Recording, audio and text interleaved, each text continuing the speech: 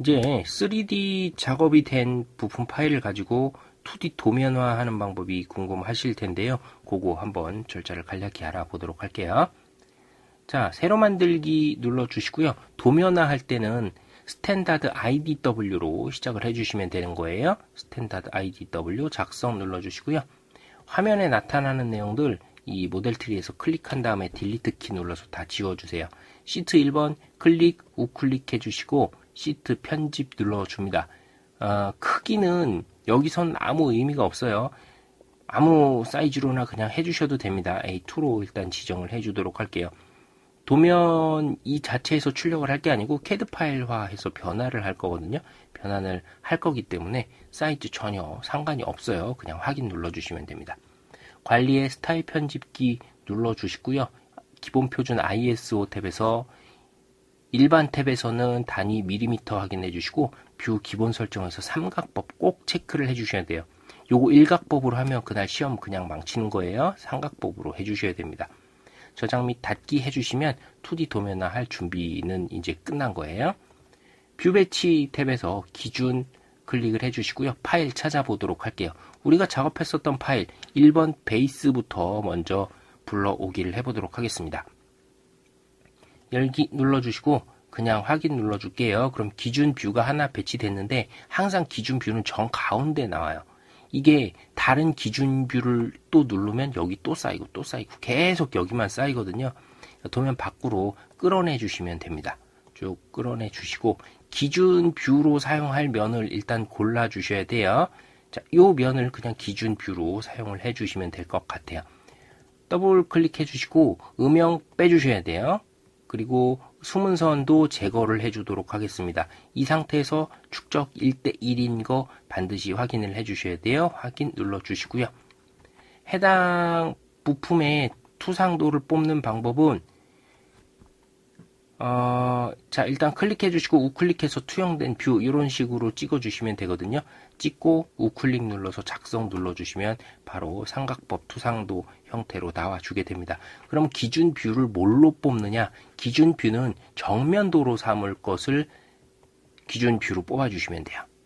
일반적으로. 근데 여러분 편의에 따라서 결정해 주시면 됩니다. 어느 부분을 기준, 즉 정면 기준으로 삼을 건지. 정면도가 뭐냐 하면 제품의 형상을 가장 잘 표현할 수 있는 그 부분이 정면도거든요. 삼각법 도면 그릴 때 정면도로 삼는 부분은 제품의 형상이 제일 잘 나타나 있는 투상도가 정면도예요.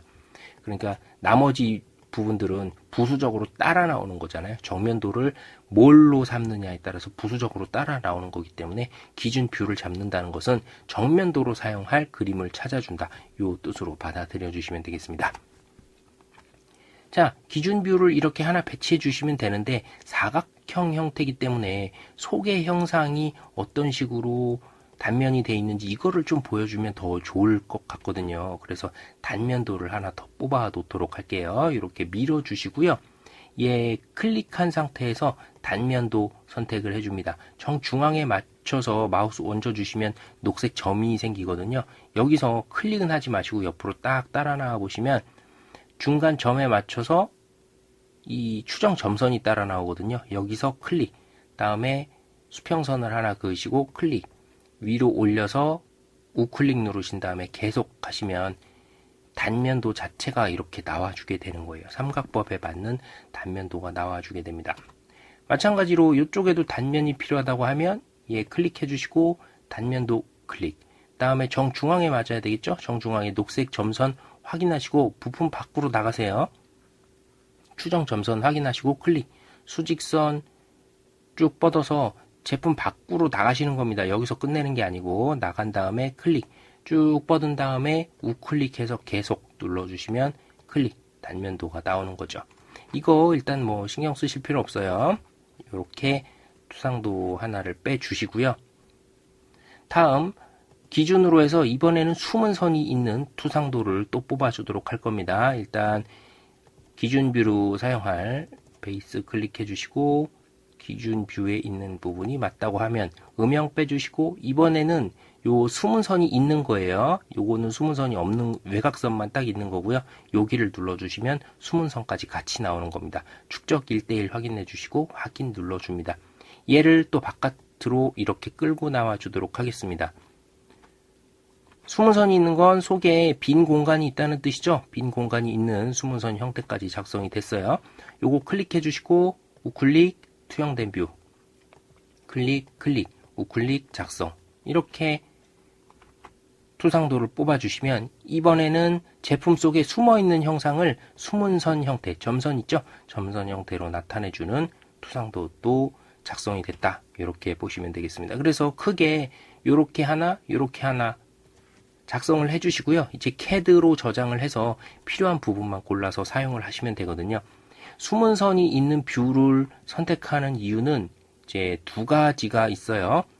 제품의 형상 자체를 원래 처음 뽑았었던 기준 뷰에서 단면도를 뽑게 되면 방향이 틀려질 수 있거든요. 지금 이 화살표 방향은 시선 방향입니다. 우리가 눈에서 보는 시선 방향인데 이게 맞게 뽑아진 뷰인지 아닌지 확인을 할 수가 없어요. 삼각법 투상의 기초에 의해서 해당 뷰가 제대로 뽑아진 건지 아닌지 그걸 확인할 길이 없다고요. 자, 클릭해 주시고 우클릭해서 제가 방향 반전 해볼게요. 어때요? 투상도 방향이 바뀌죠? 그러면 인벤터에서 이렇게 뽑아 나와준 화살표 방향이 어느 쪽인가에 따라서 투상도 방향이 반전이 될 수 있는 거예요. 이게 맞는지 아닌지 확인을 할 수가 있다 없다? 없어요. 투상의 귀재가 아니면 이 방향 반전된 거에 대해서 확인할 방법이 없을 수가 있어요. 그런데 은선이 들어간 형태의 투상도를 하나 뽑아 놓으면 삼각법 형태로 지금 스타일 편집기에서 해놨잖아요. 여기서 나온 건 삼각법 형태로 정확히 뽑아진 투상도입니다. 즉 단면을 뽑았을 때 방향이 반전되면 틀린지 아닌지 비교할 대상이 필요하죠. 이렇게 나와야 맞는 건데 지금 어떻게 됐어요? 반대로 뒤집혀 있죠. 투상도 뒤집혀져 있으면 감점이 상당하거든요. 그래서 투상도가 뒤집히는 일을 방지하기 위해서 은선을 뽑아주는 겁니다. 첫 번째는 그거고요. 두 번째는 필요한 부분을 뜯어서 써야 될 때가 있어요.